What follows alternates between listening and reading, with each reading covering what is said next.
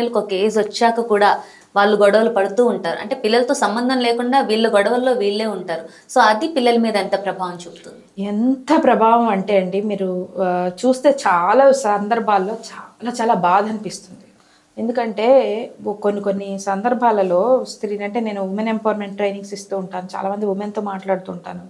అప్పుడప్పుడు కొంతమంది ఏదైనా సమస్య ఉన్నప్పుడు ఫోన్ చేస్తుంటారు.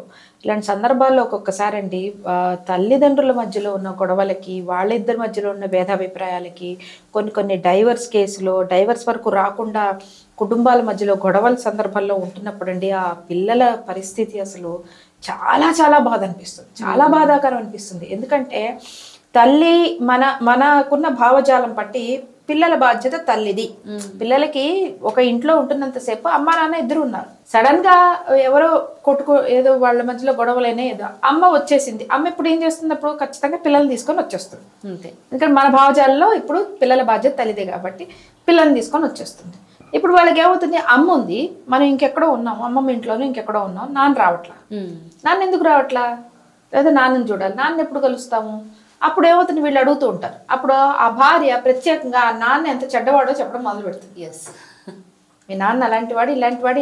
వాళ్ళకి అర్థం కాదు ఏంటి అనేది, వాళ్ళకి అర్థం కాదు. వాళ్ళకి ఏం తెలుసు? వాళ్ళని ఎత్తుకొని ఆడుకున్న నాన్నే వాళ్ళకి తెలుసు. అంటిల్ అండ్ అన్లెస్ కొట్టడాలు, విపరీతంగా పిల్లల్ని కూడా హింసించగలిగే రాక్షసత్వం లాంటి నాన్నలు ఉన్నారనుకోండి, అది అసలు వేరే ప్రత్యేకంగా చెప్పక్కర్లా, పిల్లలు కూడా అర్థమైపోతుంది. అమ్మయ్య రాక్షసుడి నుంచి బయటకు వచ్చామన్న భావంలోనే ఉంటారు. అలాంటి వాటిలో అసలు బయటికి రావడం కూడా మంచిది. ఇక్కడ పిల్లలైనా ఇబ్బంది పడతారు. అలా సందర్భాల్లో చెప్పటంలో భార్యాభర్తల భేదాభిప్రాయాల వల్ల, కుటుంబాల మధ్యలో వచ్చే తేడాల వల్ల, ఇంకెవరో ఈ దాంపత్య జీవితంలో అనవసరమైన ఇంకొకళ్ళ ఇన్వాల్వ్మెంట్ వల్ల పాడయ్యే కాపురాల విషయాలలో అసలు పిల్లలకి అర్థం కాదు. ఇందులో మళ్ళీ తండ్రి వచ్చి నా పిల్లలు నా హక్కు కాదా, నేను తీసుకెళ్తా అంటూ ఉంటాడు. అలా నాన్న దగ్గరికి వెళ్తే మళ్ళీ అమ్మ ఉండదు, అమ్మ దగ్గర ఉన్నప్పుడు నాన్న ఉండడు. అసలు అందరి ఇళ్లలో అమ్మ నాన్న ఎదురు కలిసినప్పుడు మనకెందుకు అమ్మ ఉంటే నాన్న లేదు, నాన్న ఉంటే అమ్మ లేదు, వాళ్ళకి అర్థం కాదు. ఇలాంటి ఒక వాటిలో చాలా నలిగిపోతూ ఉంటారు. ఒకటి. నెక్స్ట్ ఏంటంటే కంటిన్యూగా ఇప్పుడు ఒక టెన్షన్ ఎన్వైరన్మెంట్, ఇద్దరూ ఒకటే ఇంట్లో ఉండి కొట్టుకుంటున్నా అదే బాధ. ఎందుకంటే పిల్లలు ఎదుగుతున్న క్రమంలో అసలు వాళ్ళు ఊహించిన ఫస్ట్ సెక్యూర్డ్ ప్లేస్ ఏంటి చెప్పండి? అమ్మా నాన్నల ఒడే. పక్కన పడ్డారు, అమ్మొచ్చి కావలించుకుంటుంది, ఏం లేదు అంటుంది. లేదా ఏదో భయం వేసింది, పిచ్చి కళ వచ్చింది, అమ్మ వచ్చింది పట్టుకుంటుంది, నాన్న చేయి గట్టిగా పట్టుకుంటున్నాడు ట్రాఫిక్లో ఉన్నప్పుడు, లేదా ఎత్తుకుంటాడు. ఇలా నడుస్తున్నప్పుడు టక్కన 2 బళ్ళు వస్తున్నప్పుడు నాన్న ఎత్తుకొని నడుస్తాడు. వాళ్ళకి తెలిసిన first secured and safe places are nothing but mother and father.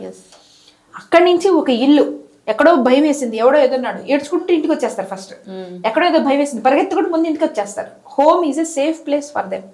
అలాంటి సేఫ్ అని భావిస్తూ, సేఫ్ అని అనుకుంటూ ఎదుగుతున్న క్రమంలో అసలు ఇక్కడ ఏంటో గొడవలు, అరుపులు, ఒకళ్ళ మీద ఒకళ్ళు అరుచుకోవటాలు, లేదా ఒకళ్ళ మీద ఒకళ్ళు, ఒక్కొక్క ఇంట్లో వైలెన్స్ ఉంటుంది, డొమెస్టిక్ వైలెన్స్ ఉంటుంది. ఒక్కొక్క దాంట్లో గట్టి అరుపులు, కోపాలు, ఆ రౌద్రమైన ఫేసులు కూడా వాళ్ళు తీసుకోలేరండి. వాళ్ళిద్దరు కొట్టుకుంటున్నా నాన్న ఇప్పుడు వాళ్ళని ఒక ప్రేమగా పలకరిస్తున్న ఫేస్లో నుంచి సడన్గా ఇంత రౌద్రమైన ఫేస్ అమ్మది కానీ నాన్నది కానీ, అది కూడా వాళ్ళ మనసు మీద చాలా ప్రభావం కనిపిస్తుంది. ఇవన్నిట్లో వాళ్ళు నిజంగానే చాలా నలిగిపోతారు.